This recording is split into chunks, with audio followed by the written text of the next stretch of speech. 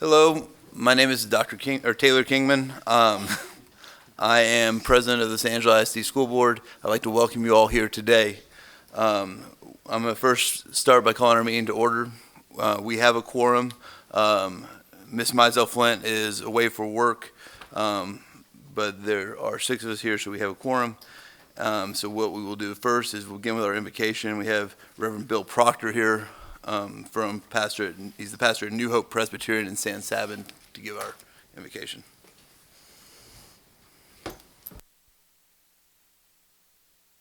It's a pleasure to be here. Let's pray together. Holy God, I begin by giving you thanks for the members of the school board, asking that you would continue to give them insight and wisdom and imagination and creativity as they seek to fulfill the call that's placed before them as members of the school board. Then, Lord, I lift up the teachers in this district, thanking you for this time of summer break that they're experiencing and asking that they might return to the classroom next month with renewed energy and enthusiasm for the task that's before them.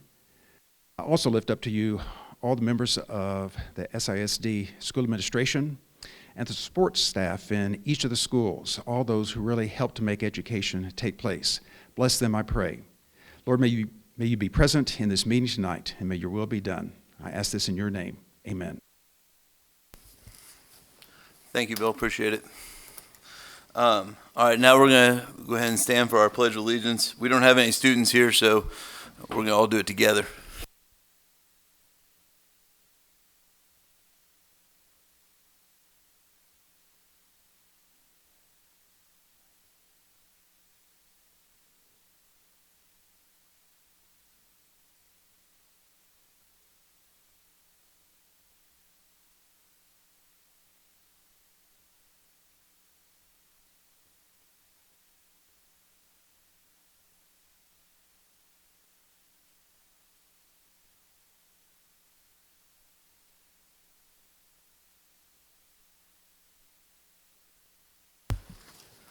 All right, now we're going to go ahead and begin with our recognitions, and I believe Molly, her son, is going to come up and give us recognitions first for Kona Ice of San Angelo. Thanks, guys, for being here.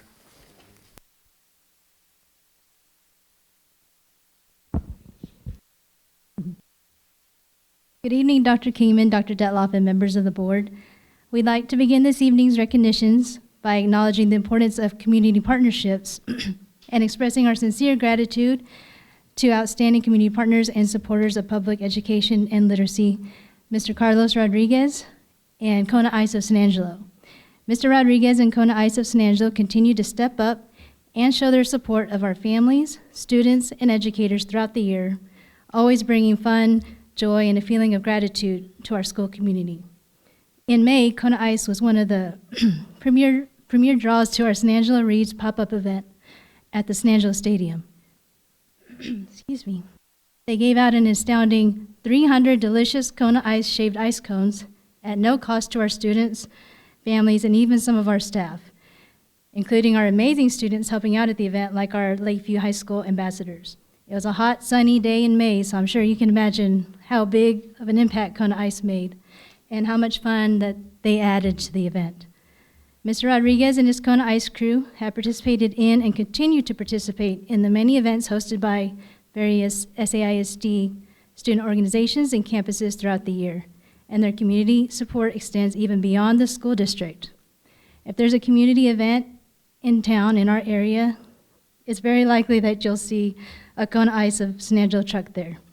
So today, we want to share our gratitude to Kona Ice of San Angelo on behalf of our students, families, educators, and SAISD team. We are honored to have Mr. Rodriguez here tonight, accepting this recognition on behalf of Kona Ice of San Angelo. So Dr. Detloff, at this time, would you please help me recognize Kona Ice and Mr. Rodriguez? We would like for you to come forward for a group photo. And if everyone will please join me, yes.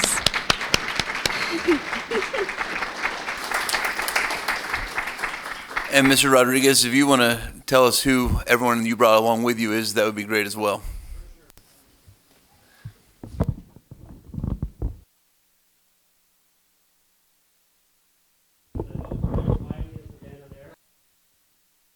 Over here? Okay. Okay, so we have Varelia, Haley, Anthony, Miley, and Savannah here. They're the ones that are working the heat and all these events and stuff and serve all the kiddos and stuff. So I don't work the truck as much, so we certainly count on those folks. So thank y'all.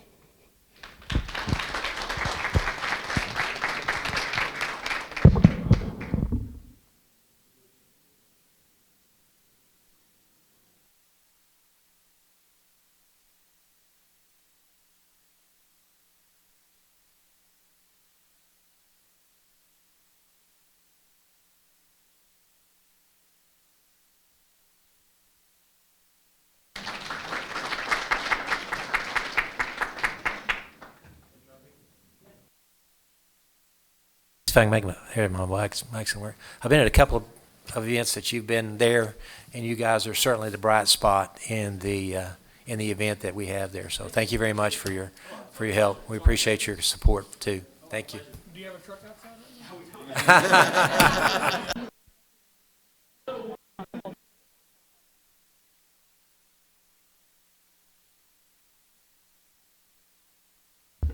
All right, we're going to go ahead and continue on with our recognitions. We have a recognition of the Media Honor Roll, maybe? Yes, we do. Dr. Kingman, Dr. Detloff, and members of the board, we honor members of our local media who have been invaluable partners with San Angelo ISD over the past year. These distinguished honorees routinely show that they understand they have the power to shape community attitudes about public schools, and a responsibility they take very seriously. San Angelo ISD's Media Honor Roll is a way for us to show our appreciation for their fair and balanced reporting about the district, support of public education, and celebration of our students. Each of tonight's honorees are advocates for the district, our students, and our educators. At this time, Soon and I will introduce this year's Media Honor Roll recipients. Please hold your applause until the end, and we will have each of our honorees in attendance come up to the front to accept their certificates and gather for a group photo. So we'd like to recognize Isabel Alberton, KSAN TV, Rick Andrews, Foster Communications, Cody Brown, KLST, Randall Case, Fox West Texas, Ryan Campo, KLST, Gloria Cuellar, Savor Media, Araceli Gutierrez, Conexión San Angelo, Shay Harris, Concho Sports Network, Ryan Hernandez, San Angelo News, Aaron Hunter, KLST, Joe Hyde, San Angelo Live, Fred Key, Foster Communications, Rick Mantooth, Foster Communications, Carolyn McEnroe, KLST, Carolyn Miller, San Angelo Family Magazine, Esmeralda Perez, Fox West Texas, Sandy Rojas, Fox West Texas, Jim Sanchez, Conexión and Flapo Guapo Media, Sonora Scott, KLST and KSAN, Matt Trammell, San Angelo Live, and Alma Velez, excuse me, Alma, you forgive me, I know you do. Foster Communications. If y'all will all please come forward. And everyone please join us in congratulating our Media Honor Roll recipients for their service.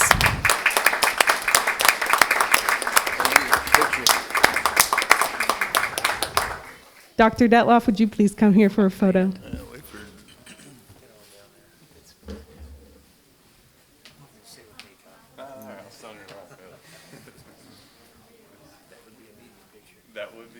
We would make the news.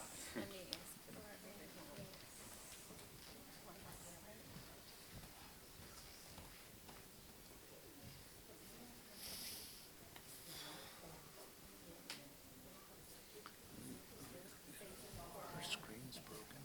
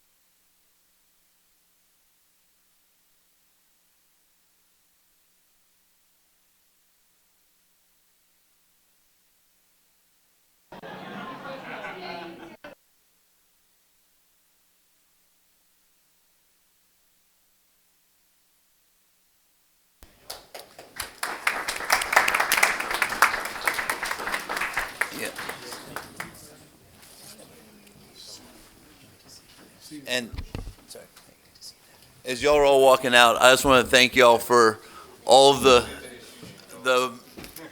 everything y'all do for the district and helping give exposure to our district, as well as keeping us honest and everything else. We appreciate all the coverage y'all give the students in our community and the district itself. So thank y'all.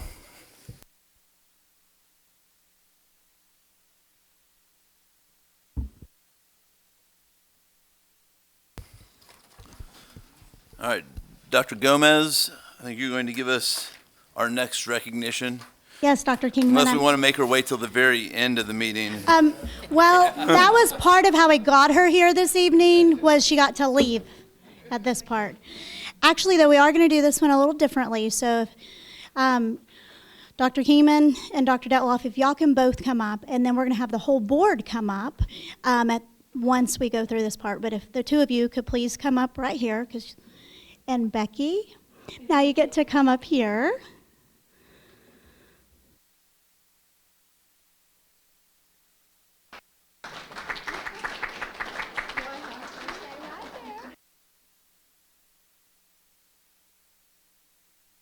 Right there for now. Not yet. See, she's on the whole other side of the table. She's not by the computer. She's not running the board book. And again, she gets to leave after this. So this is real unusual for Mrs. Hopkins. So Dr. Kingman, Dr. Detloff, and members of the board, it is with great honor this evening that we recognize Mrs. Becky Hopkins. Mrs. Hopkins served many to fulfill the mission and vision of San Angelo ISD. During this time, she directly served as the secretary of the Board of Trustees, starting in July of 2017 through June of 2023. This evening, we recognize Mrs. Hopkins for her 6 years of service in the role as a secretary to the Board of Trustees and her combined service for 24 years in San Angelo ISD. So, Mrs. Hopkins, if you would please receive your award from Dr. Kingman and Dr. Detloff. And now, members of the board, you're not shaking hands, you're taking a picture first. While the board is coming up, we're also very thankful for her husband, Morris, and her son, John, for being here this evening, so thank you both. After we do a picture with the board, Mr. Hopkins and John, the other Mr. Hopkins, who's also a difference maker in San Angelo ISD, if y'all both will come up and take a picture with Becky.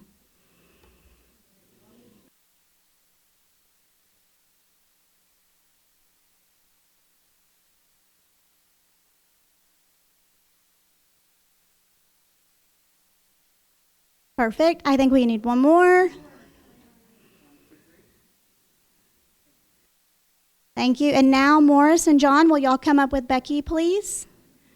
Now, we have to let her go after this. I said she could leave after this, but let her take a picture with her family now. Yeah, just with the family really fast. Yes. Yes. They were.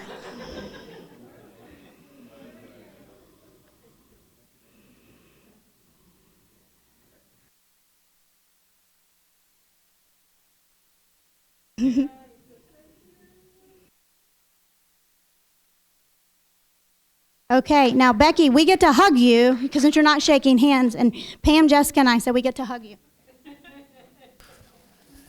And I would just like to point out that Becky hates the fact that we're doing this, but we really appreciate everything that she's done for us as a board and for us as a district over the last. She's been board secretary since I've been on the board, and she's going to be hard to replace. Although we're really excited to have Jessica, she's going to be very hard to replace.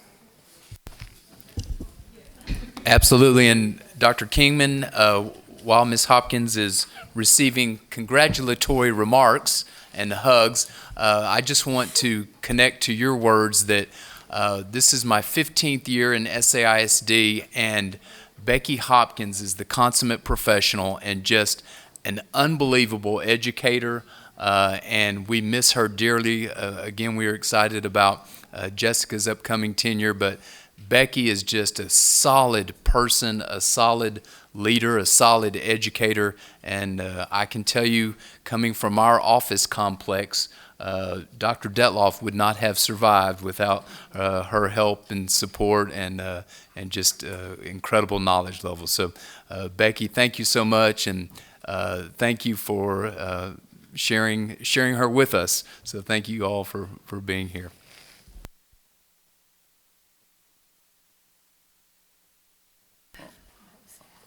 All right. Well, now, prior to going through our minutes, I'm going to read our script for our board meeting tonight. I decided to do it after recognition so that Becky could leave quicker. But good evening, and I just want to welcome everyone who is here and everyone who is watching the recording of this meeting, either online or on our public access channel, Channel 4. We appreciate your interest in the activities of our students and the business of SAISD. All items that will be discussed at our meeting this evening have been posted as required by state law. Also, as you may be aware, our board meets at a minimum of 2 times per month, and most, if not all, items on our agenda this evening have been previously discussed at our earlier pre-agenda board workshop.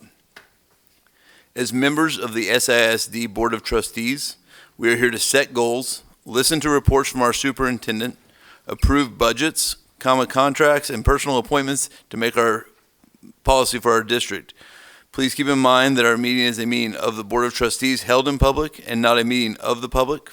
However, prior to taking any votes on an action agenda item, I will ask the audience if they would like to make any public comments. Also, we have a public comment item on every one of our meeting agendas that allows anyone present who wishes to speak to our board team on an item not on our action agenda an opportunity to do so. Please provide your name and contact information and the specific topic you wish to address on a public comment form located in the back of the room prior to coming up to speak. Please listen carefully and comply with the following rules so that we can move through public comment efficiently. Each speaker will be given a total of 5 minutes or less to speak. You will be notified when your time is up and you are to stop speaking and return to your seat. Please respect the privacy of others and refrain from identifying students, employees, or other community members by name. Disruption of the meeting will not be tolerated at any time. Comments on any subject, whether positive or negative, must be courteous and respectful. Comments are limited to the specific topic you indicated on the form you filled out. Any speaker with a specific complaint about a district employee, decision, or operational issue should present the complaint through the appropriate mechanism, which is the district's formal grievance process. Speakers with a specific complaint will be referred to the district administration for information about the grievance process.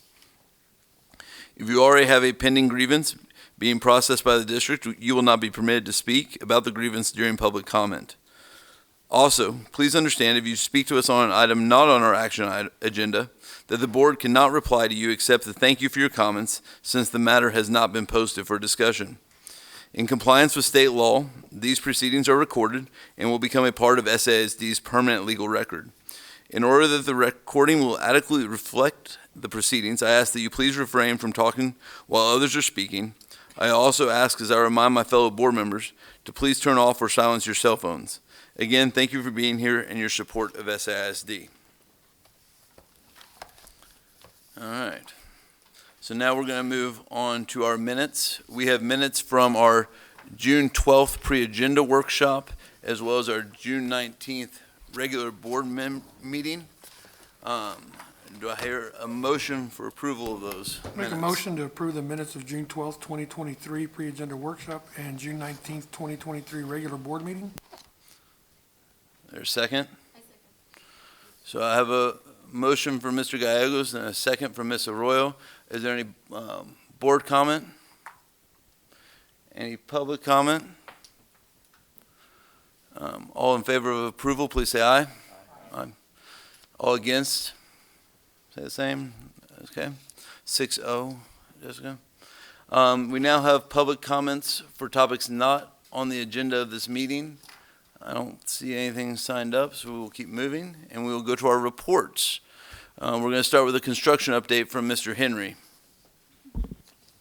Thank you all for having us here tonight, Dr. Detloff and members of the board. Tonight we have Hector de Santiago from Park Hill with us, and he's going to discuss our our current construction projects with it.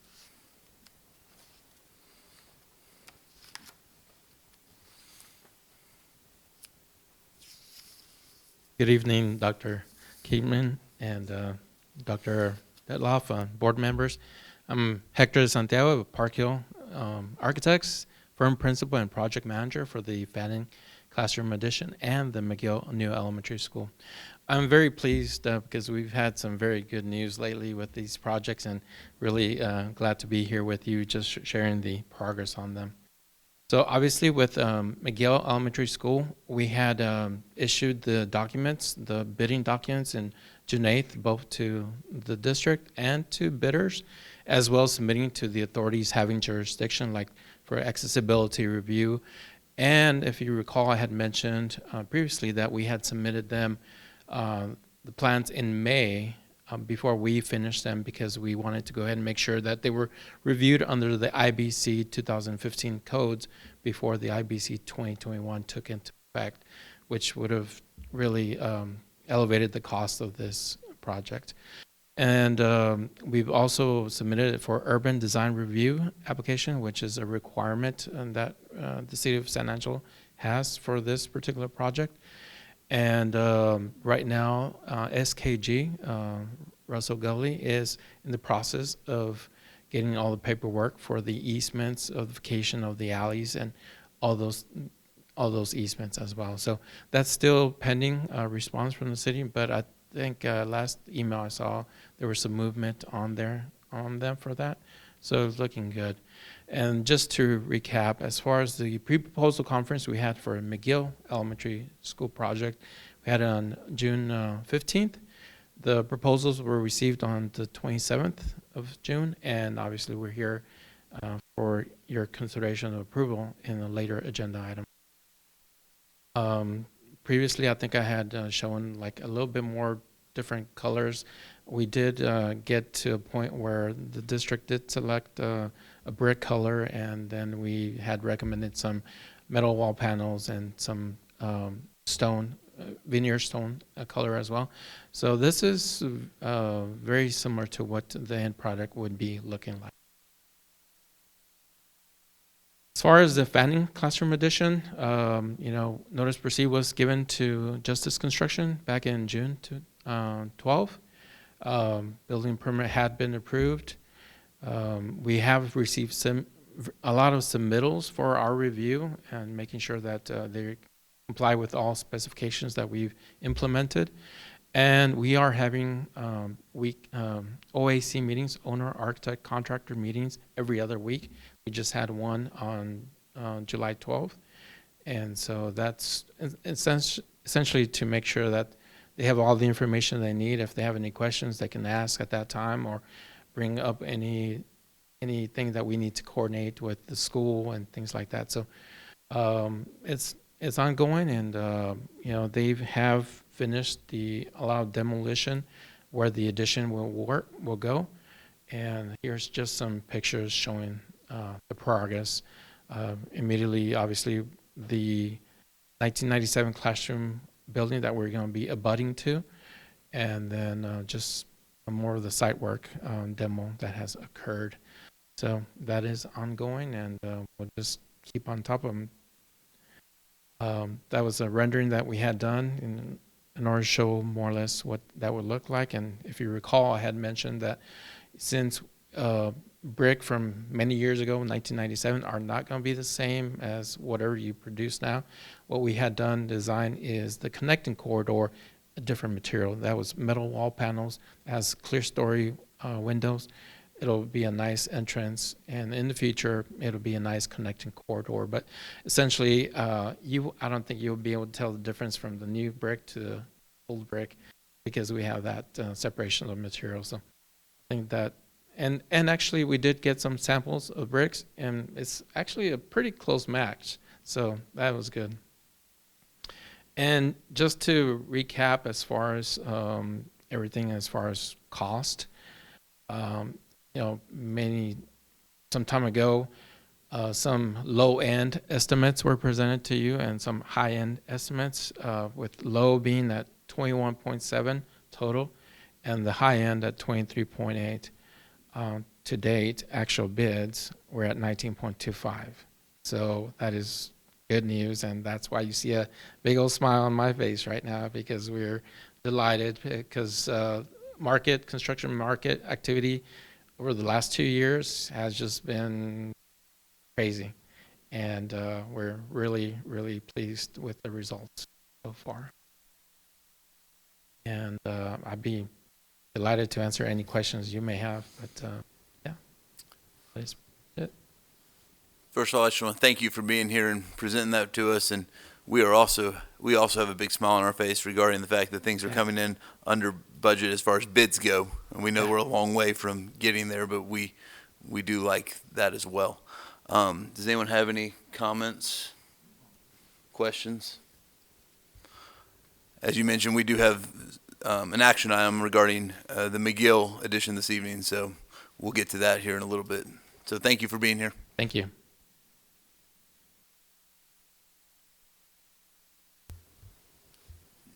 Jason, do you have any other updates under the construction? That's it. Perfect. Then Dr. Gomez, we will turn to you for an update on academic programs.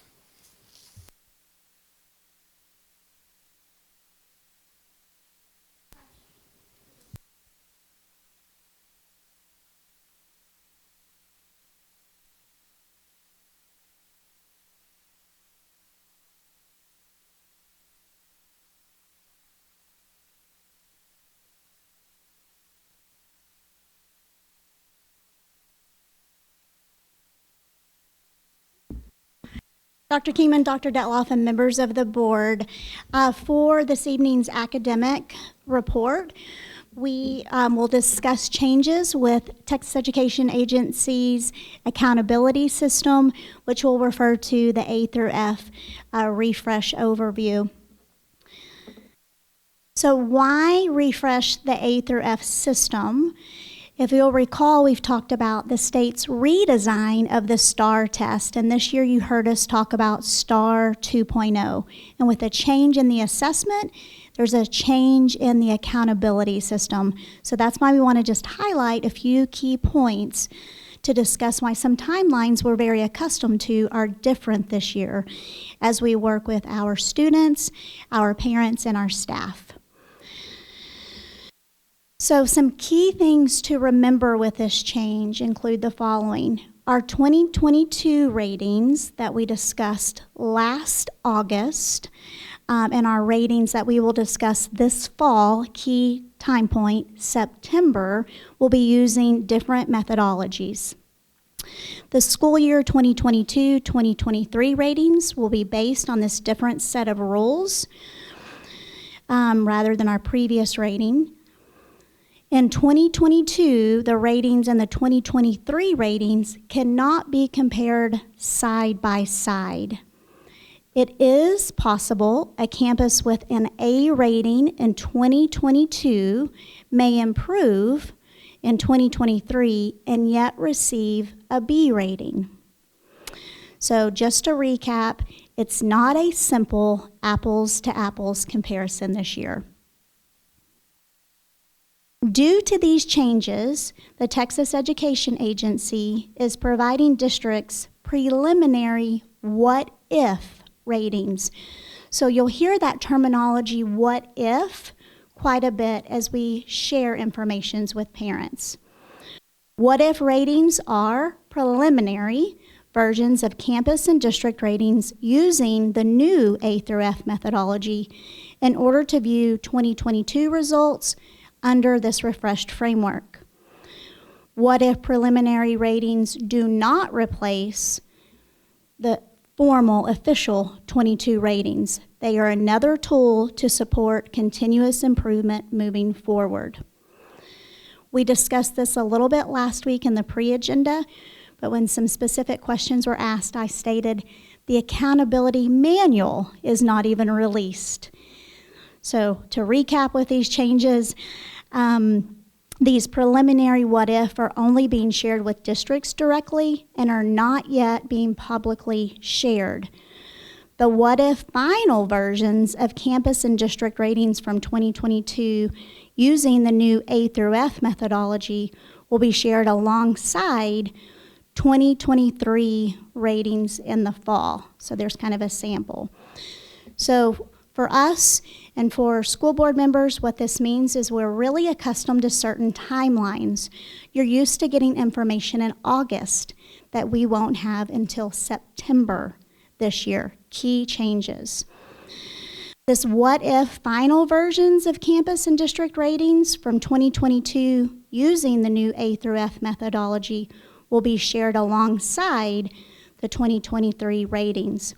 What this will do is it will allow board members, educators, parents, and the public to get a sense of whether performance ratings issued in 2023 represent higher, lower, or similar performance as ratings issued in 2022 to support continuous improvement moving forward.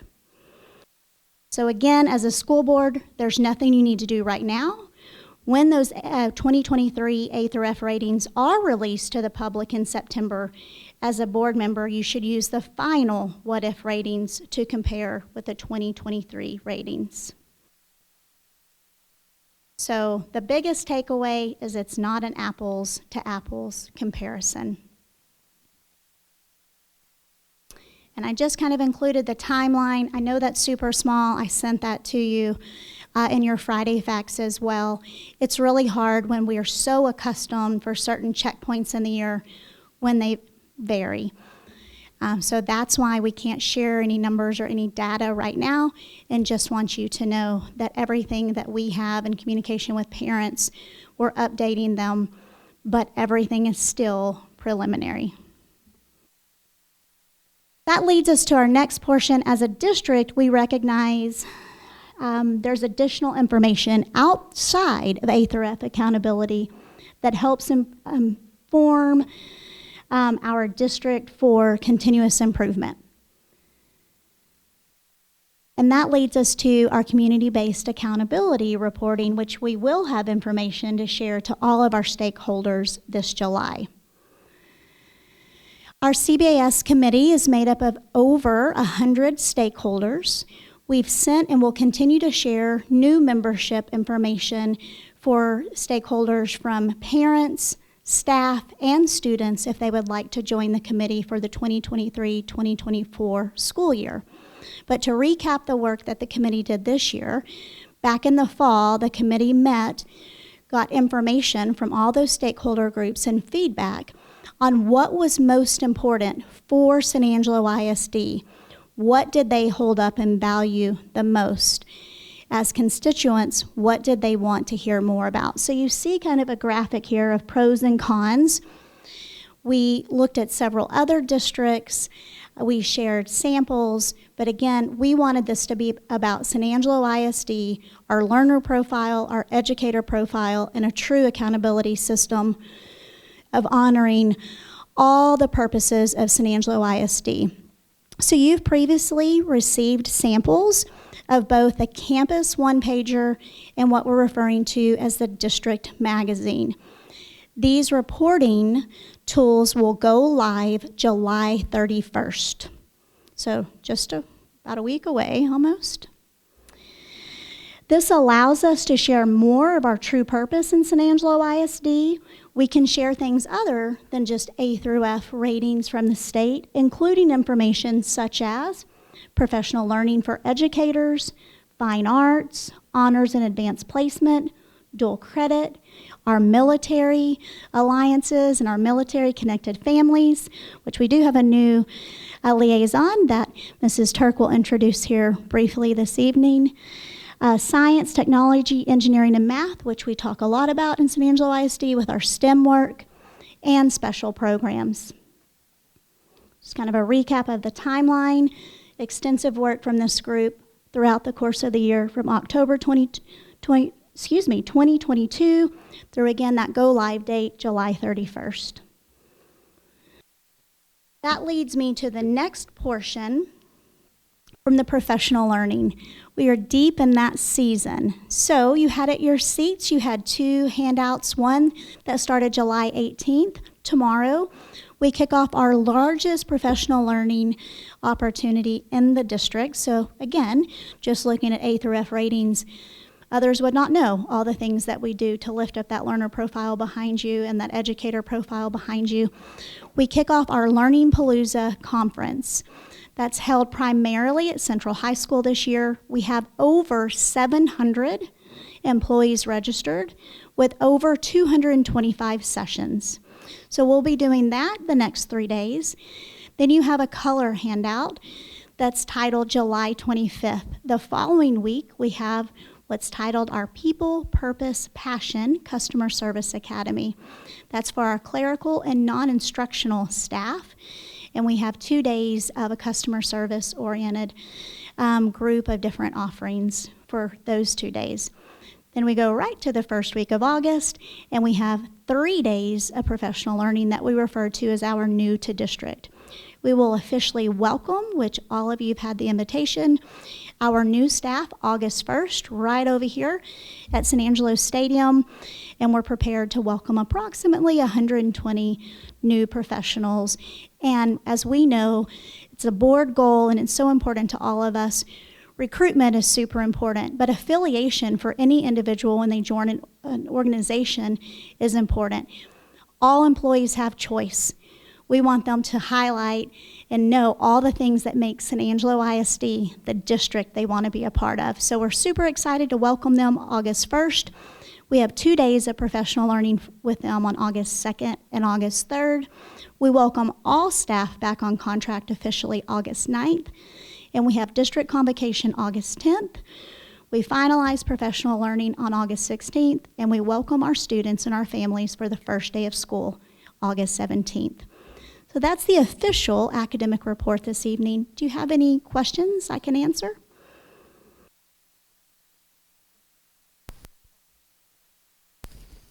See, thank you, Dr. Kingman, and thank you, Dr. Gomez. I appreciate that report and just want to connect to a few items you mentioned. First, thank you and your team and curriculum and instruction department, as well as our campus supervisors and principals, for really being all about professional learning. And really the rationale for us of why we have all of our summer professional learning is how can we get better as educators so that trickles down into the classroom and thus impacts student achievement. So I think in the report this evening, you saw really many measures of engagement and student success.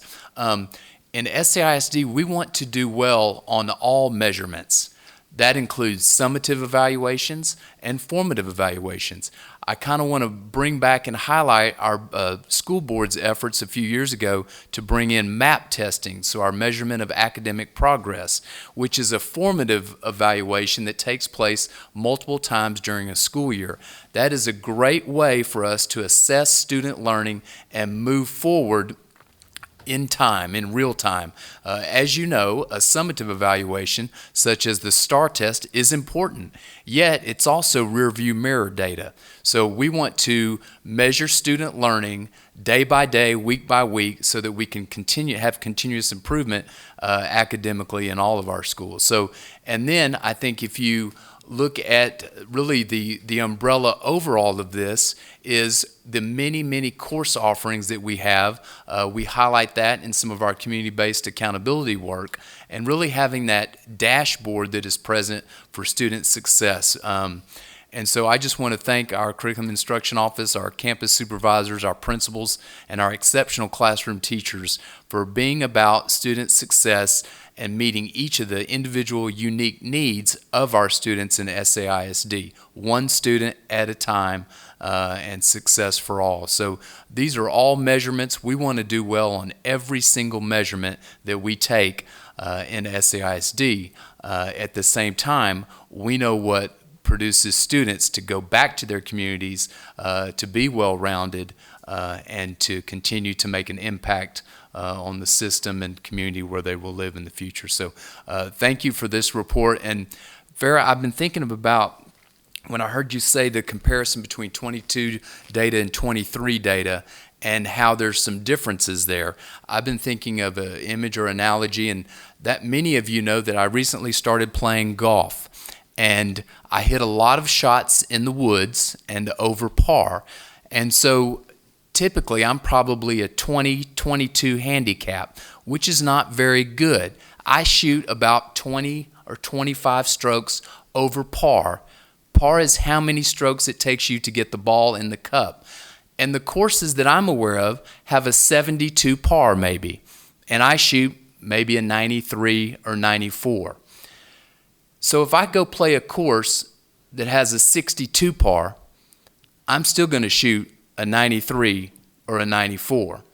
So they're changing the numerical system on our golf course when our students are performing the same.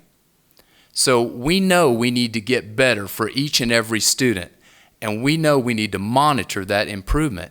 But at the same time, we have shifting sands in our state and many other states. I was just with 40 superintendents across the nation. The sand shifts from state to state in accountability, and it's a moving target. So I think that's why I want to credit our Board of Trustees and our team for implementing the measurement of academic progress that really taps to see what our skills are day by day for student success. Students must read, write, do math, and social studies as well. And so we want to continue that improvement, but we also know that the sand is shifting and that Carl's going to shoot a 92 or 93 regardless of what course he plays on, even if the par is 72 for the 22 school year and then the par shifts down to a 62 for the 24 school year. Carl's 93 is still a 93, but how do we make Carl better? How can he continue improving in the game of golf, the game of life, and the game of student achievement? So thank you for your work on that, Dr. Gomez. I just want to touch base on three things, and I'm going to say these three things, and I think I'm speaking for the entire board. The state rating. Anyone watching in our community, I want you to really, I've read the state rating over and over and over, and as a teacher, it's a retired teacher, some of it's a little confusing. So before you jump to a conclusion, before you think your school isn't performing where it should be, I really challenge you to read, to be educated, and if you have questions, come to us and ask us. The next thing is the CBS.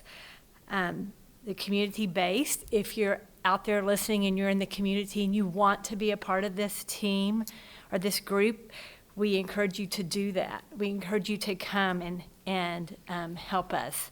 And then the last thing is when Dr. Gomez talking about professional learning. I was driving home from Houston today, and it just hit me that a month from today, our children will walk into our schools. So as a community, as a board, we challenge each of you out there. These are children, and they're all of our children. My children don't go to school anymore, but every child that walks through that door, every educator, everyone, they have a month until that day happens. So I challenge you to start thinking about them, building them up, encouraging them, and let them know that we are behind them 100%. Thank you, Farrah. Any other public comment? Farrah, I just want to thank you for this busy time. Even though it's summer, we're kind of getting ramped up here, getting ready for a month from today. Mm-hmm. And we appreciate all the work that's being done on professional development, and then as well in getting all the other work that's been going on behind the scenes this summer. So thank you.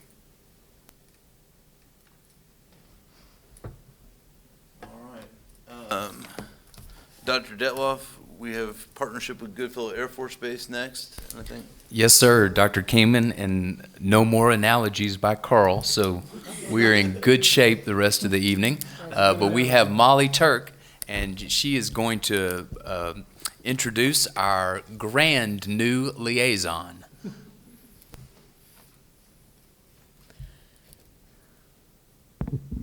Tonight, we're very excited to welcome Goodfellow Air Force Base School Liaison Kristen Donaldson.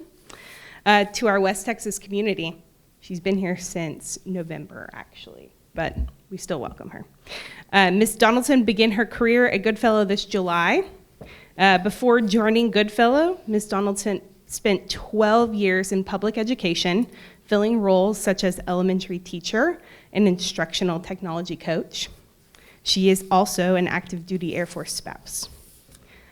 She looks forward to working with SAIC and assisting all our military-connected children to ensure they can reach their fullest potential no matter what changes they may face. We look forward to continuing our strong partnership with Goodfellow School Liaison Office and our military-connected students and their families alongside Ms. Donaldson. If you'd please join me in welcoming her.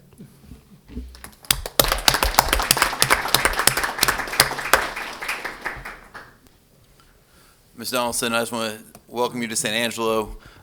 We understand that our military-connected children have a lot of things that they're facing, as well as school and being a teenager, or elementary kid, or high school kid. And we just appreciate everything you and your family do, as well as all the servicemen at Goodfellow, and we just want to do everything we can to make their experience at SASD as good as possible. So thank you.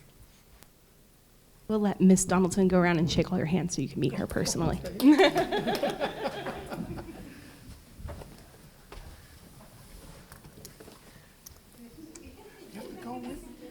to go with her.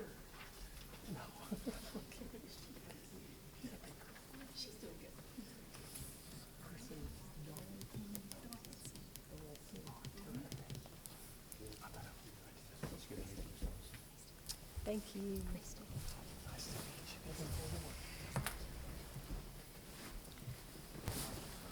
All right, we are going to continue to push through with our agenda items.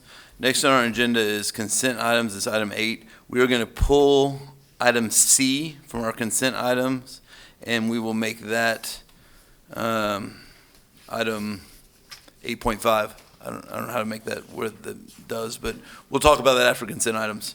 But so that will give us consent items A through J, sans item C, which will be discussed as a separate agenda item. So do I hear a motion to approve consent items A through J minus C?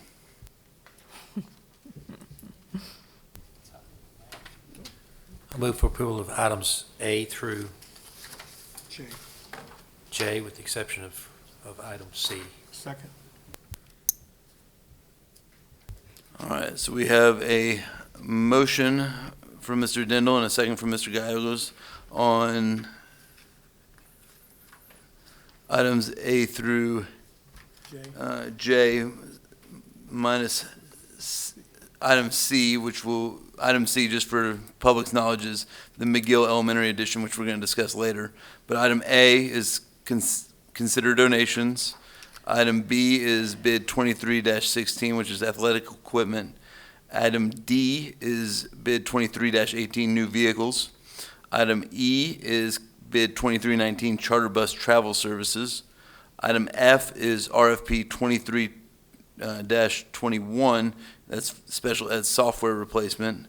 Item G is superintendent's recommendations for personnel. There were 2 in our board book and 9 more at our seat this evening. Item H is contracts for teacher and other professional contracts. Item I is TASB Board Policy Update 121. And J is consider board meetings and dates and activities. I need to pull, sorry, we may change the date on a meeting on J. I guess we'll go ahead and do that, and we can always make that as a separate thing to change one meeting. One of our members is going to be gone for meetings in September. We're going to look at changing a date there. But we'll go ahead and, as of right now, approve all those meeting dates and activities. Any further board comment on those issues? Any public comment? All in favor say aye. Aye. All against say the same. Motion passes 6-0. All right, so now we're going to do item 8.5, or C, or whatever we're calling this. Bid 23-017, the McGill Elementary Edition. And Mr. Henry, if you'll come up and give us a little spiel on that. Thank y'all for having me here tonight. During our February board meeting, the board took action to combine the attendance zones, combining Austin and McGill Elementaries. This action moved all students from McGill Elementary to the McGill Elementary campus. It was determined to house the students an addition of classrooms and a new cafeteria would be needed. The acceptance of the base bid and alternate 1 and 2 will add a total of 34,558 square feet and include 15 classrooms, teacher workrooms, new restrooms, a new entry and drive, along with a new cafeteria and kitchen and other site work. With the assistance of Park Hill Architecture, an RFP was prepared for companies qualified to do this type of construction. Bids were received from 2 companies qualified to perform the work. References were checked and subcontractor lists were reviewed. The scoring criteria was applied and Lee Lewis Construction not only received the highest score, but also had the lowest price negotiated at $14,450,000 for the base and alternate 1 and 2. The administration recommends the award of construction of McGill Elementary to Lee Lewis for the total cost of $14,450,000. Do y'all have any questions for Hector or myself? First off, I just want to thank you all for the work, and I just want to reiterate how we're glad that these things are coming in on budget or below estimated budget prices. It's good with as much as construction prices have gone up over the last several years to see a little bit of bringing them back down a little bit and the fact that bids are coming in line with that, that's great for the district and great for our kids. So any comments on this? Dr. Kingman, it was an extremely competitive bid between the 2 contractors. Only $900 separated the contract between the winning bidder and the alternate bidder. So with that, I'd like to make the motion to award the construction of McGill Elementary with the addition plus the 2 alternates to Lee Lewis Construction for a total of $14,450,000. We have a second. I'll second.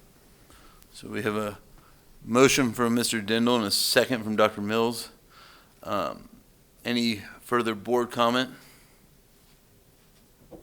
Any public comment?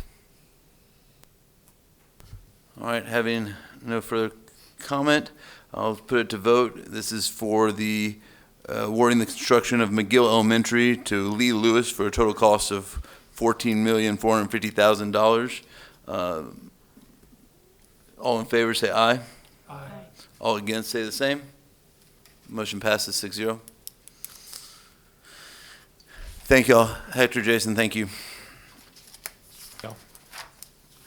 All right.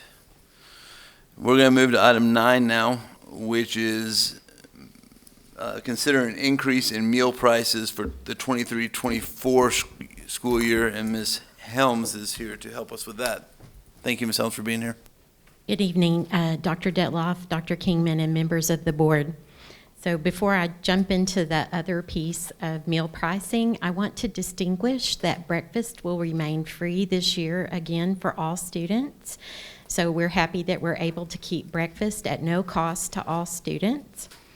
We are requesting a meal price increase at lunch, but this applies only to our paying students. It will not affect students that receive free meals or reduced price meals.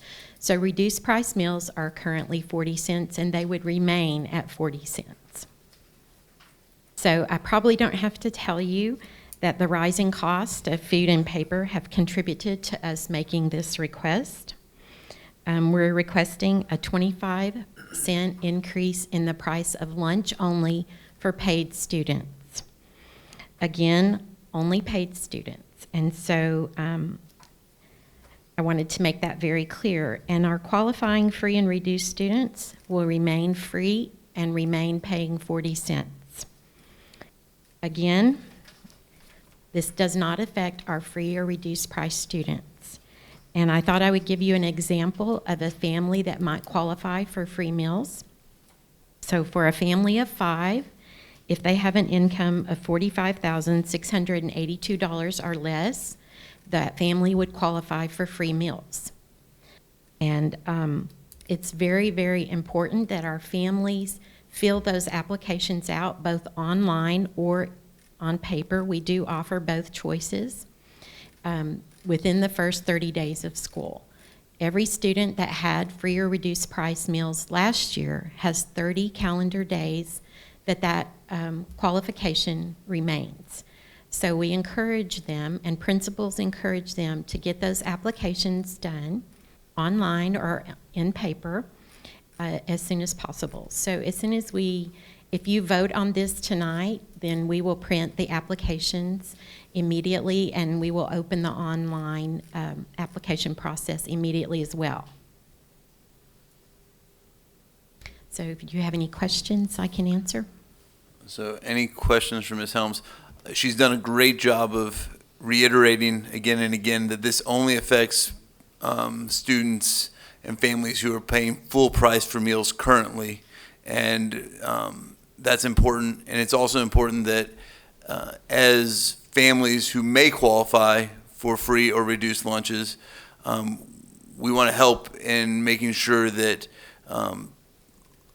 meals are not a problem for our children. They can't learn if they're not eating. And so please, as family members are watching this, if you think you may qualify for free and reduced lunches, please get with your principals or call the admin office. We will do everything we can to make sure that if you qualify, that we help you get the forms filled out.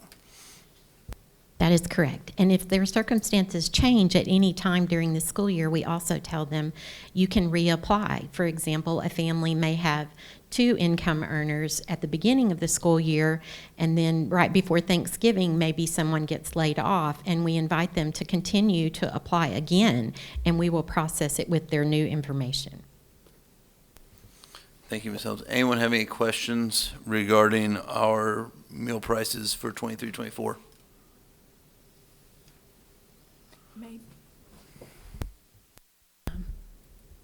Maybe just, what would the price be? Maybe. So elementary will move to $3, Okay. and secondary will move to $3.25.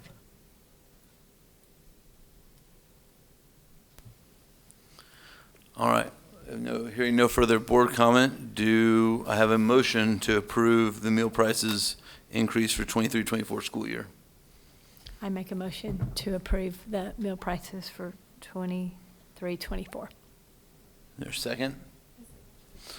So we have a motion from Ms. Duncan and a second from Mr. Arroyo to increase meal prices by 25 cents for paid lunches for the 23-24.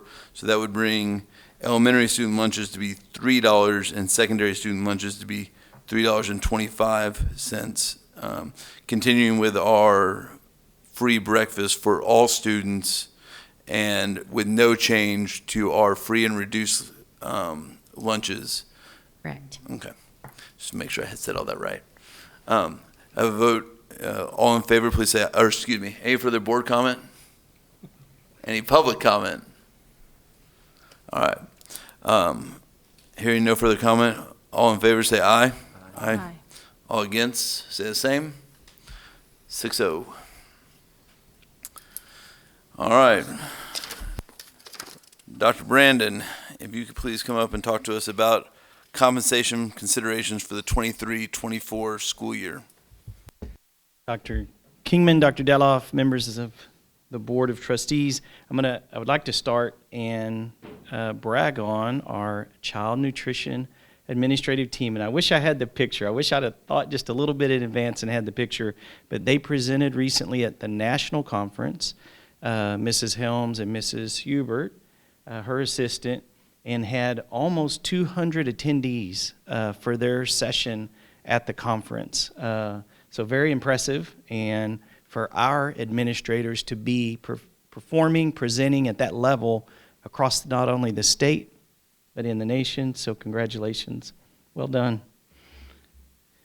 Okay, this evening, if you have your revised copy, so you should have a hard copy in front of you for options A and B. Policy DEA local states that the superintendent shall recommend to the board the approval of pay structures and compensation plans for all district employees. Superintendent or designees responsible for reviewing employee salaries, recommending annual pay increases, promotion increases, special equity adjustments, and hiring rates for new employees in accordance with the approved budget and pay plan administrative procedures.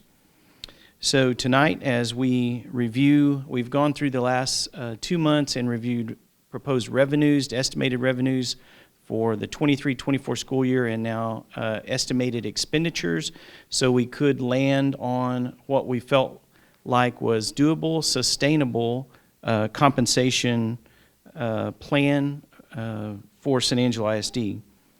As we look through option A, the 1% pay increase in the 109 pay grade and above, 2% employees in the 105 to 108 pay grades, 2% up through the 104 pay grade, along with paraprofessionals, technology and all teacher, nurse, librarian, and counselor job roles.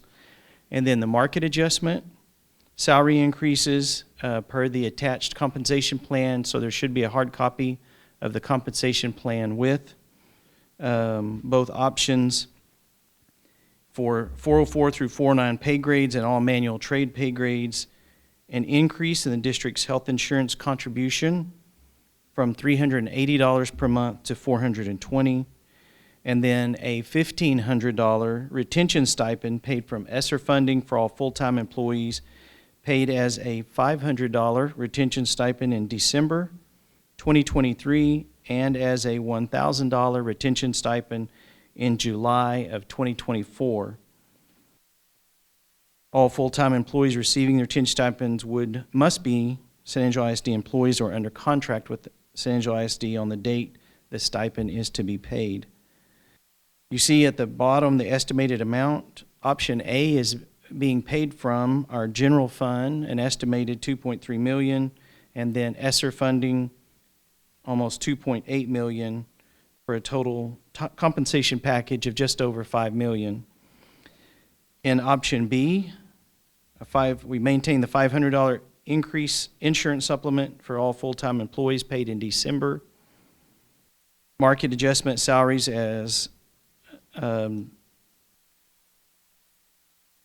noted as same as option A. Increase in the district's health insurance contribution as noted.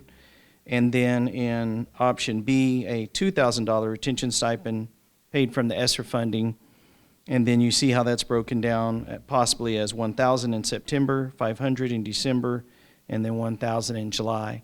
Very comparable, other than more funding coming from ESSER than general fund in option B.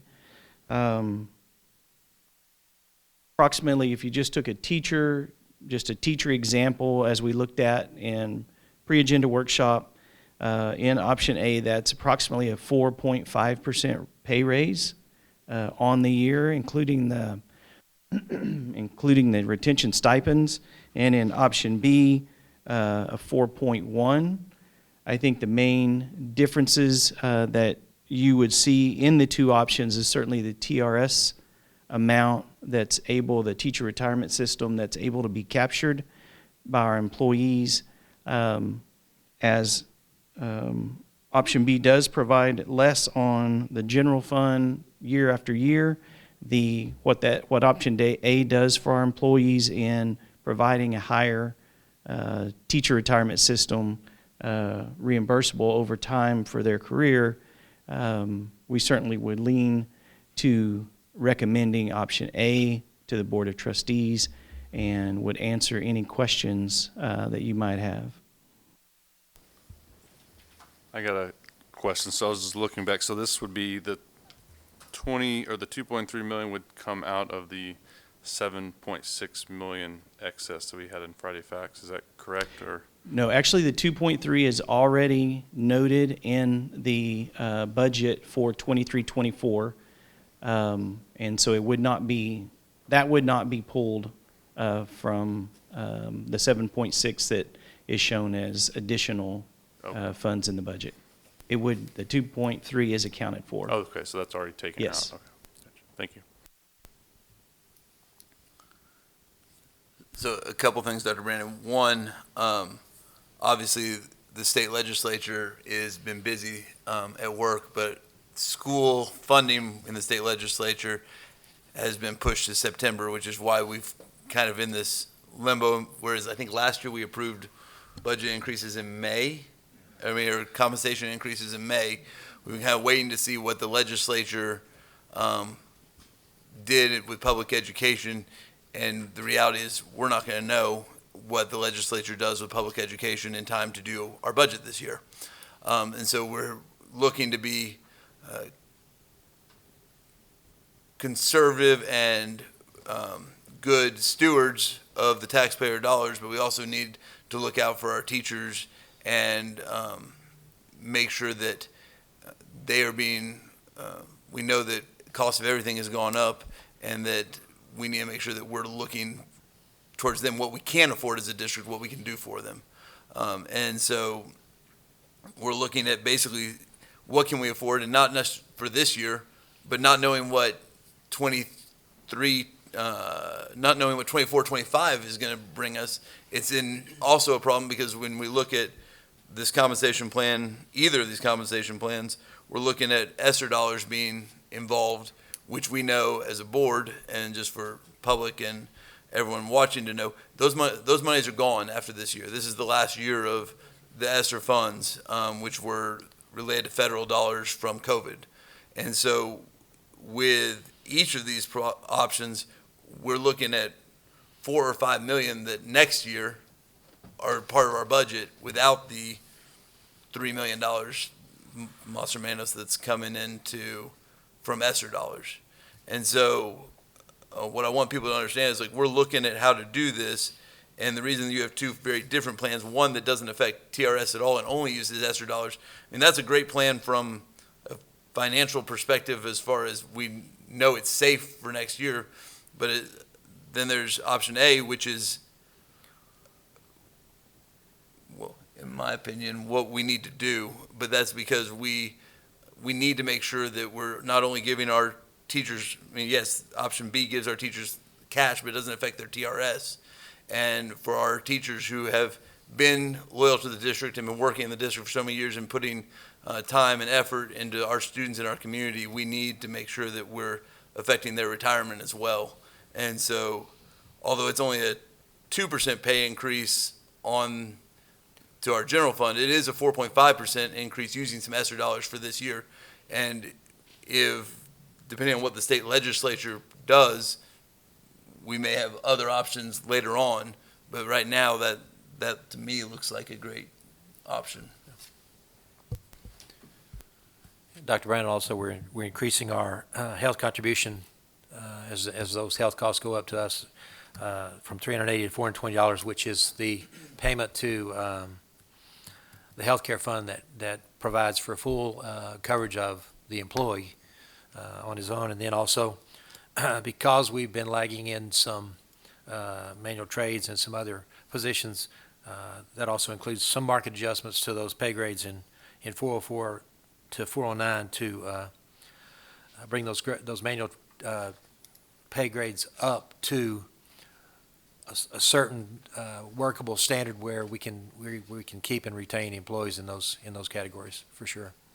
Yes, sir. A lot of work had gone into the Human Resources Department, Dr. Skelton, in reviewing the TASB pay scales, and so the market adjustments will really do some good things for our employees in manual trades areas to bring that closer to other peer districts and just overall, within the work environment in and around this area. Right. And also those general pay increases, as Dr. Kingman mentioned, the pay increases in the pay families helps long term with their accumulative payment via their salary, rather than just a one-time stipend, which is good to see, but not as effective as going ahead and putting it in the sustainability fund long term. Yes, sir. And Mr. Dindal and Dr. Kingman, I'll also just kind of a little bit of historical context. Our board for probably the last 18 to 20 years has provided a balanced budget, and that's when many school districts across the state are dipping into a deficit budget. And in San Angelo ISD, we've been fiscally conservative and very careful, at the same time doing what we can to provide additional funding and compensation for our teachers and educators.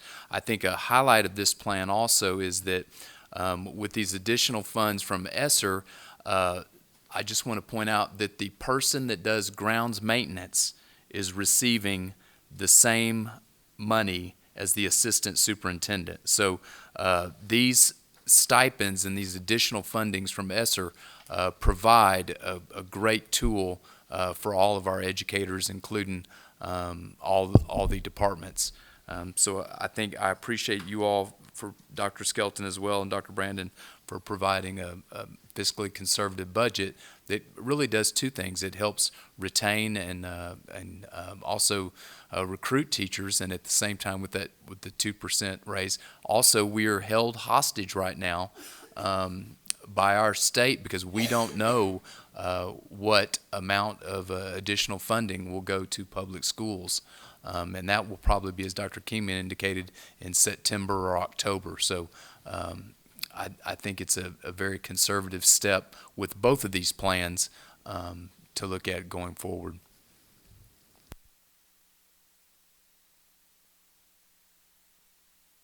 Any further comment? Any further questions for Dr. Brandon or Dr. Detloff? Dr. Kingman, one last comment. I don't think there's a motion in the state legislature right now to increase school funding. There's not a definite motion out there. So if it's going to be quid pro quo, we are going to be safe at that going forward for the time being, and then we'll see where the legislature lands on any sort of increase in September. Yeah, I think I can speak for everyone up here. I think by looking at these salaries here, there's a lot of underpaid people across the state, and we're all hoping that we can push these salaries up if we can get the funds. But yeah, thank you for putting this together. So just as a reminder, the compensation, the salary adjustments for the employees for 23-24 will be in conjunction with, in the motion, the compensation plan and the that's attached. So all of those, yes. So if there's no further comments, do I have a motion for either option A or option B? Dr. Kingman, I'd like to make a motion to approve the compensation plan as presented 23-24 school year. Option A as attached, which includes a 1% pay increase for employees in the 109 pay grade and above, a 2% pay increase for employees in the 105 to 108 pay grade, a 2% pay increase for employees up through the 104 pay grade, along with paraprofessionals, technology, and all teacher, nurse, librarian, and counselor job roles. Market adjustment salary increases per the attached 23-24 compensation plan for 404 to 409 pay grades in all manual trades pay grades, and increase to the district's health insurance contribution from $380 to $420 a month, and also a $1,500 retention stipend paid from ESSER funding for all full-time employees to be paid as a $500 retention stipend in December of 23 pay period, and as a $1,000 retention stipend to be paid in the July 2024 pay period. And all full-time employees receiving the retention stipends must be employed and or under contract on the date the stipend is to be paid. Is there a second? Second. So I have a motion from Mr. Dindal and a second from Mr. Gallegos. And just to reiterate, the contribution in the health insurance from $380 to $420, that allows for us to have a no-cost insurance plan for any employee of the district. Yes, sir. Okay. So I have a motion from Mr. Dindal and a second from Mr. Gallegos. Is there any further board comment? Any public comment? All right. All in favor say aye. Aye. All against say the same. Motion passes 6-0. Dr. Brandon, thank you for your work on that. Thank you. You get to stay. We're going to do consider public meeting date to set an M&O tax rate used in district tax rate public notification. Number 11. TEC 44.002 requires the superintendent to prepare cause to be prepared a proposed budget by August 20 for districts within a September 1 fiscal year. A district must propose a tax rate that will be placed in the required publication of notice of public meeting to discuss budget and proposed tax rate. By naming the meeting date by which a public governing body will propose a tax rate, the district provides ample notification about when the public may become aware of its possible property tax rate for the upcoming year. In addition, this proposed tax rate is then published by the district by the board president at least 10 days, but not more than 30 days before the date set for the public hearing to discuss the tax rate. This evening, the recommendation by administration is to set August 8th, 2023 as the date of the board meeting in which the Board of Trustees will adopt a proposed tax rate for publication in the notice of public hearing to discuss the tax rate as part of our budget workshop on August 8th. And will we have final appraisal values by then? July 25th. July 25th, thank you. And that's a resolution. We need to vote on that though, correct, Jessica? So we're voting on saying the date of August 8th. This is part of the rigmarole to finally get to the tax rate. Which is all people don't really care about the date, but they care about the tax rate. But we'll get there eventually. But we have to do the paperwork to get to the date on public record first. So do I have a motion to set the date for August 8th, 2023 for the public meeting to adopt a proposed tax rate for publication? Motion? So moved. And do I have a second? Second. So I have a motion from Mr. Dindal and a second from Mr. Gallegos, and to set August 8th, 2023 as the date of the board meeting in which the Board of Trustees will adopt a proposed tax rate for publication in the notice of a public hearing to discuss the tax rate. All in favor, or any further board comment? Any public comment? All in favor say aye. Aye. All against say the same. Motion passes, resolution passes 6-0. All right. We now have Dr. Brandon again. Resolution regarding tax calculations. Yes, sir. In agenda item number 12, consider the resolution for tax calculations. In accordance with CCG Legal, Section 20 and Section 26.04, the Texas Property Tax Code, the Board of Trustees must designate the individual authorized to calculate the no new revenue tax rate, the voter approval tax rate, and other truth in taxation requirements.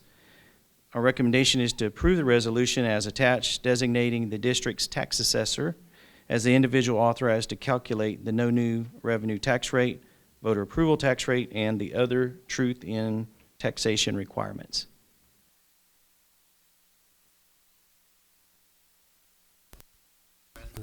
Any questions for Dr. Brandon? Oh, sorry. Yeah, Dr. Brandon, it's kind of self-explanatory, but why don't you explain to us the no new revenue tax rate? Okay. So without using the words no, new, or revenue. No new or revenue. That would be very difficult. No new revenue tax rate. So whatever we were able to generate this last year as far as from our tax rate, what would that tax rate be this year to generate that same amount? So what you see happen as property values increase, it drives down the tax rate. So that's what our expectation is in talking to the chief appraiser as those property values have gone up. Actually, what the state has put in place is our taxpayers will actually see a reduction in the tax rate. And so it just offsets each other so that you don't produce any new revenue from your tax rate. So And I don't think I did that without saying revenue or no new tax rate, but. It was a good try. Yep. All right, so do I have a motion for the recommendation to approve a resolution designating the district's tax assessor as the individual authorized to calculate the no new revenue tax rate, the voter approval tax rate, and the other truth in taxation requirements? Motion to approve a resolution designating all that you said. Did you make the motion? Did you make the motion? Second. So we have a motion from Dr. Mills and a second from Mr. Gallegos. All in favor, say aye. Any board comment, any public comment? Okay. All in favor, say aye. All against, say the same. All right, motion passes 6-0. So now we are going to consider bid 23-023. This is the Oaks sewer line replacement. During the spring semester, it was discovered that the sewer line running from the student bathrooms to the city had collapsed and needed to be replaced. In conjunction with Park Hill, an RFP was released for the replacement of approximately 220 feet of sanitary sewer line from Central Cafeteria Building to, let me just reread. Approximately 220 feet of sanitary sewer line at Central Cafeteria Building on Oaks. Out of the 220 feet, 155 is underneath the slab. Bids were received and only one contractor submitted pricing for this project. Precision Plumbing Solutions, LLC of San Antonio is proposing alternate method number 2. It would excavate under the slab and replace the line from below the slab and then fill the tunnel with flowable fill. At this time, the administration recommends contracting with Precision Plumbing Solutions, LLC of San Antonio for the replacement of the sewer line at Central Oaks for the total price of $349,489. A $20,000 contingency will be added to this price. Y'all have any questions over this? Can you explain to us exactly what this sewer line, where this sewer line is feeding from the campus? If we could all imagine we're standing in the back of the cafeteria with Magdalene behind us and we're looking at the cafeteria door, the city sewer line comes in from Magdalene headed right towards the campus.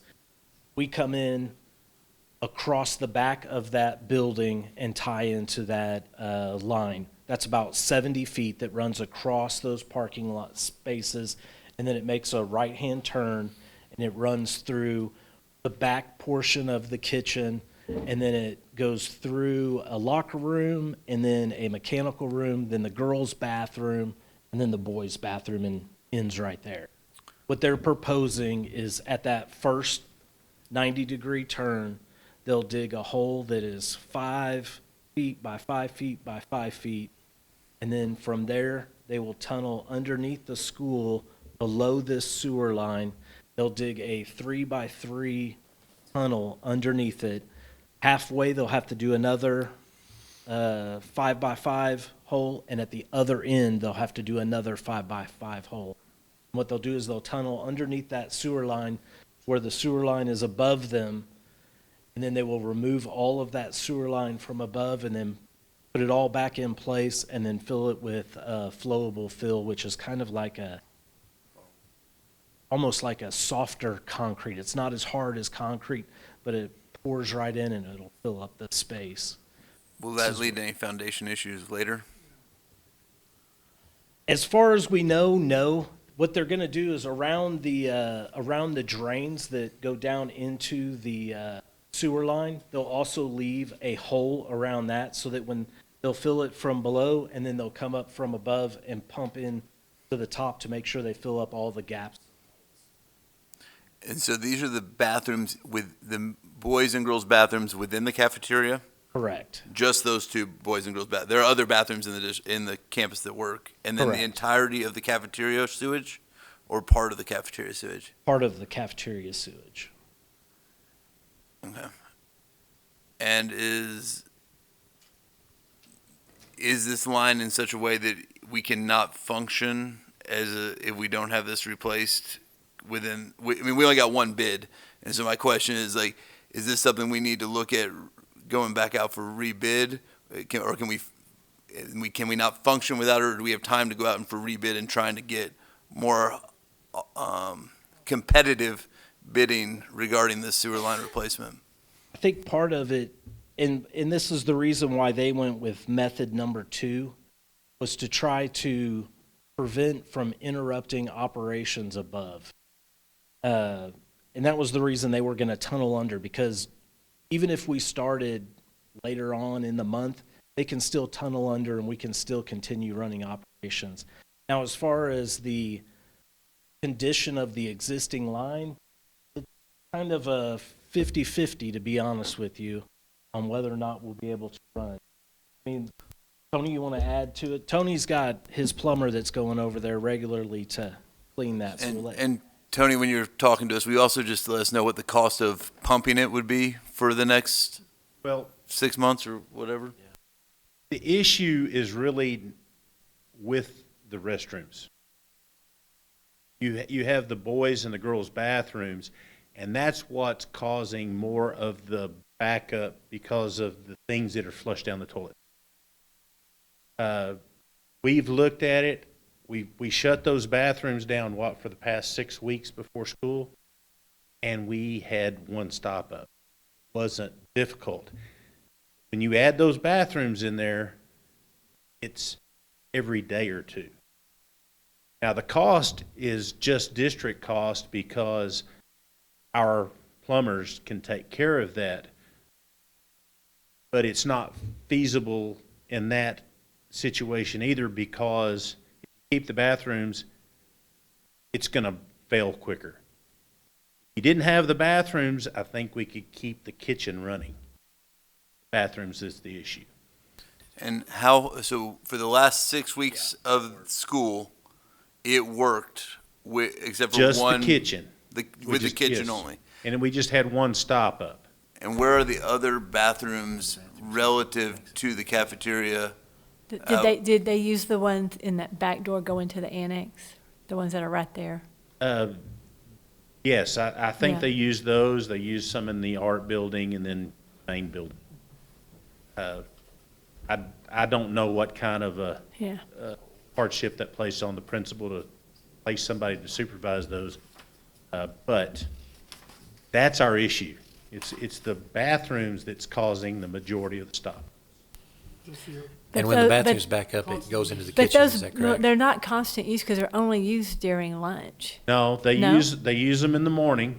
Right, before school. Yeah, 'cause that's what before they school. hold. Right. And there's been some day, and it's just generally the things that are being flushed. Right. It has a lot of fractures in that cast line. Mhm. There's some holes, but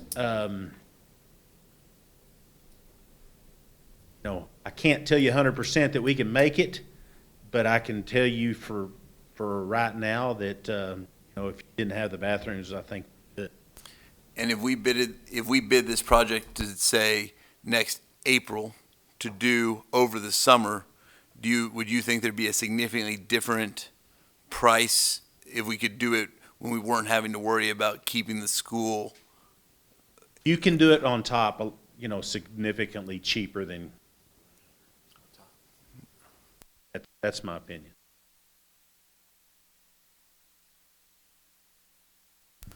Yeah, so, how long of an interruption would there be? And Bill may be better at answering this or Bill. Would there be an interruption if we did on top replacement? If you did it in the summer, you could do it during the summer. We've had some local people that have kind of looked at it, and they think it's a 4 to 6 week project. That's the problem, trying to get it done before right. Dr. Gomez, I know that we're having math and English at Maine, but will all the Oaks kids eat at Oaks? Okay. So those details are still being Working. finalized at Right. this time, but potentially no. Potentially, depending on that final outcome. Right. We also, as we've continued to really look through the occupancy lens, and that's a different way of thinking for some, seeing how much during the day classrooms are being occupied, we may be able to move some additional, maybe a biology teacher or so over, history teacher or so over, but we are prepared to not use any of the annex. So that will be some energy savings, some other savings, and move the staff that's left there all in the main building at Oaks.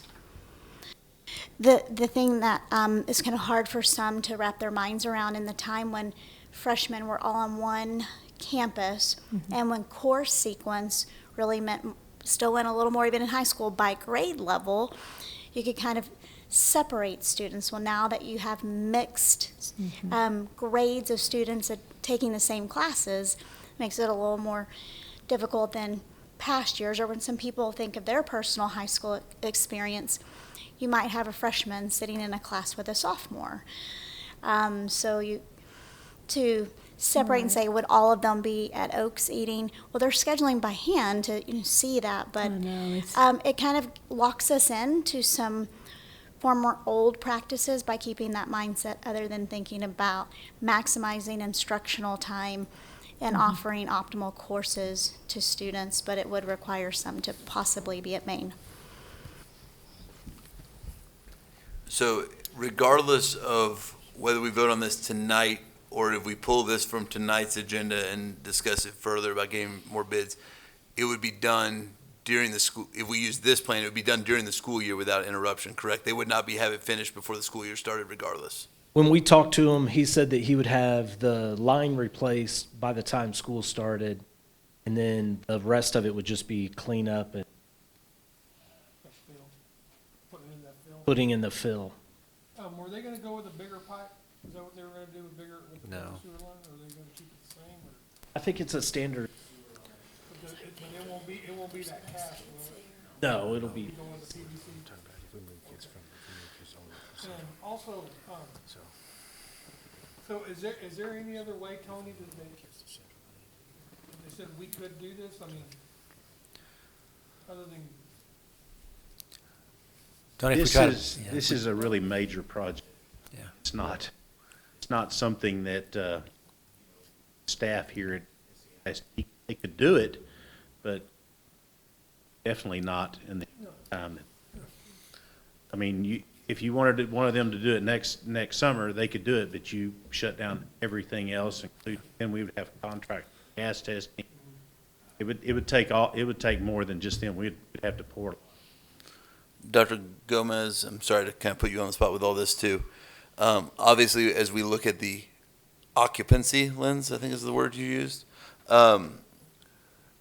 what do we think that is something that we will have a fair idea about 3 months into the school year, 1 week into the school year, like when, as far as capacity of our main central campus versus the freshman campus, when do we think we would really have an idea of what that capacity or occupancy looks like for a realistic look at that? I think definitely within the first month of school. I mean, things have changed. You used to hear educators refer to, well, after Labor Day. We see enrollment. It's all kind of changed through the pandemic. But after the first month of school, we would for sure be able to give a much firmer response on occupancy and what's manageable at the two sites, but especially Maine. And another off-the-wall question, if we try to mitigate this situation, I'm not for sure where the proximity of location could be, but if we had contracted with a restroom trailer, not with porta potties, but with a restroom trailer proximate to this location, until we come to a definite decision, I'm not sure that cost would be somewhat nominal for a season until we came to that solution as far as occupancy of the building concerned long term. Because they still have other restrooms to go to. Right.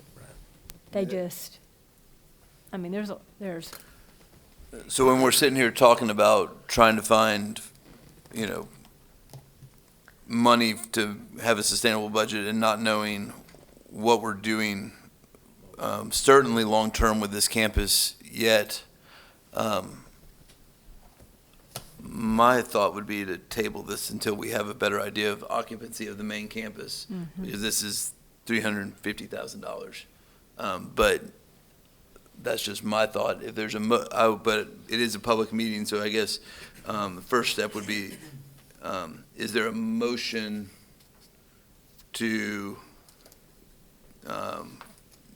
for the recommendation from the administration team does anyone want to make a motion to move forward with this replacement? Or do I have a motion to table it for the current time? Well, if we table it, how long are we looking at? Just waiting until September? Yes, sir. Okay. I'm not sure of the proposed possible September dates. Now, no, that was one that we were looking at, but we would have better information after the start of school. On the total amount of students we'll have. Yes. And now with, I guess with lesser if we do have lesser students there, would that make the problem not go away, but would it make it less? No, it just. Not if we use that. Because like you said, it's got holes in the line, it's collapsing. It needs It's gotta be replaced. fixed. Really needs. How much difference, I mean, I guess I'm not sure you can answer that. How much less would it be to do it above? 50% or 10%, 50%? So you're talking $175,000. Yeah, I know. It's really hard to quote what's going to happen in the next 8 months. You may go 8 months and the rise of labor and cost and everything. That I wished I could tell you. Dr. Kingman? Oh, sorry, can we, I'm sorry, because I know all of the cafeteria lines also run into, not only from a restroom, but all the water, dishes, dishwashers, everything runs in that same line, but agreed, the restrooms are on the far end, and it did get better, but I just was curious if Ms. Helms, in that last 6 weeks of school, once we stopped, did you get any other complaints from cafeteria staff having issues to finish the year?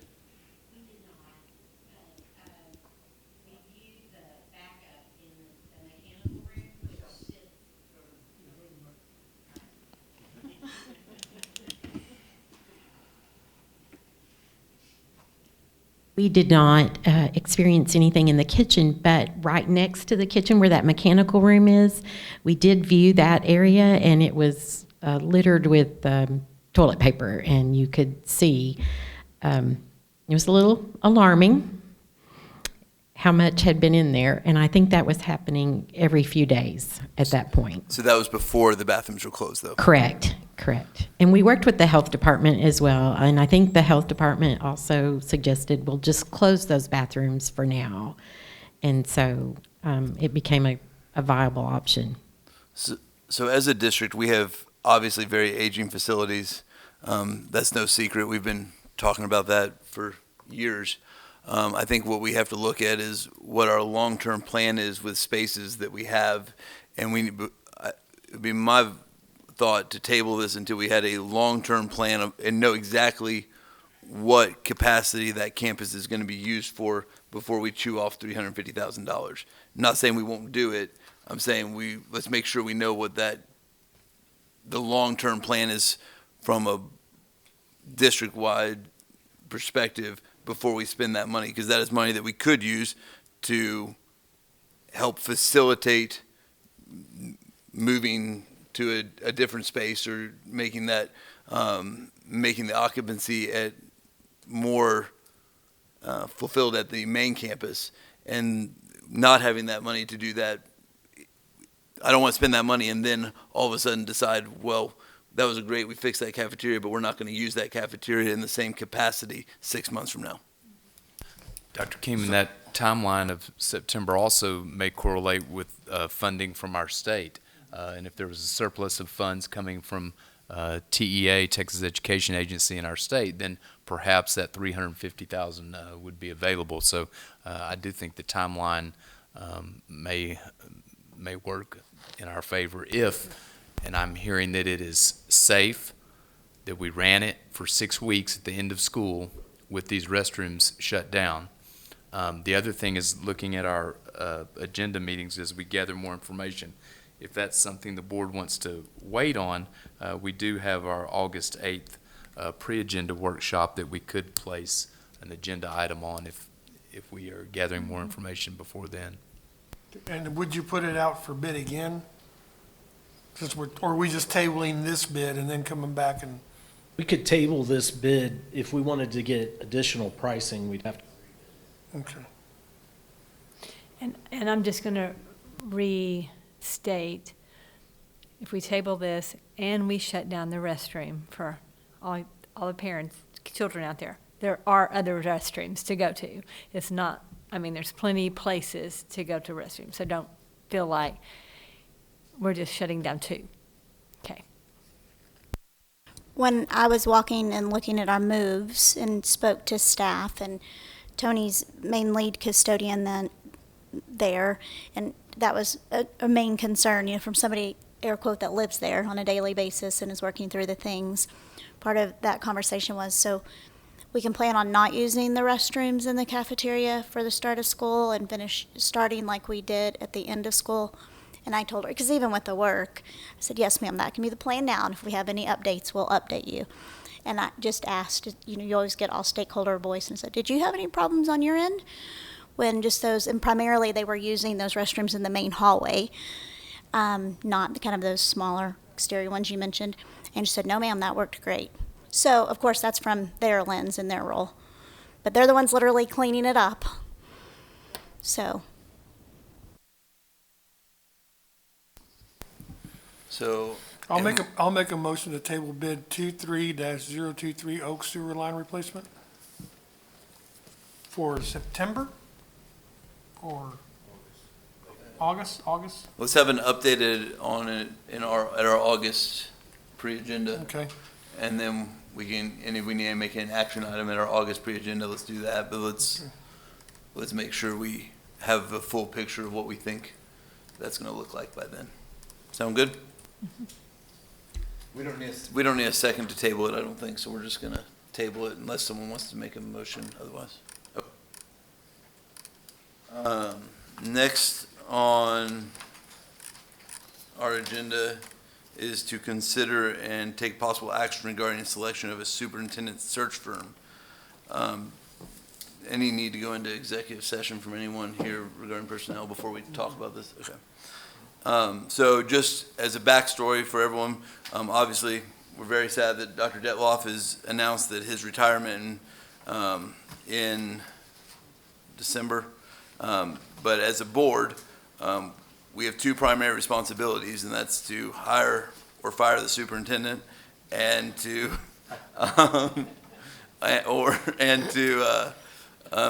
set the budget. And so in wanting to make sure that we find the best candidate possible to take Dr. Detloff's place, we've worked with 3 different search firms where they've come and given us presentations over the in a workshop today, and then 2 firms last week. I guess so. As a board, does anyone have any comments regarding the firms, or actually, they're just, I guess, for public sake, like the 3 firms we looked at were Into Learning, Powell Law Group, and Thompson and Horton, which are all firms that have done major searches in the district or in the state over the last year or years. Dr. Kingman, we heard from 3 fine firms that want to lead our superintendent search going forward. All of them had sufficient enthusiasm and excitement about moving forward in the district. But as far as experience is concerned, I think Thompson and Horton LLP led that portion of the conversation as far as their expertise and their experience in searching for superintendents. And so it'd be my recommendation or my motion that we employ or engage Thompson Horton LLP as our superintendent search firm moving forward. Second. So I have a motion from Mr. Dindal and a second from Mr. Gallegos. Do I have any other further board comment regarding that?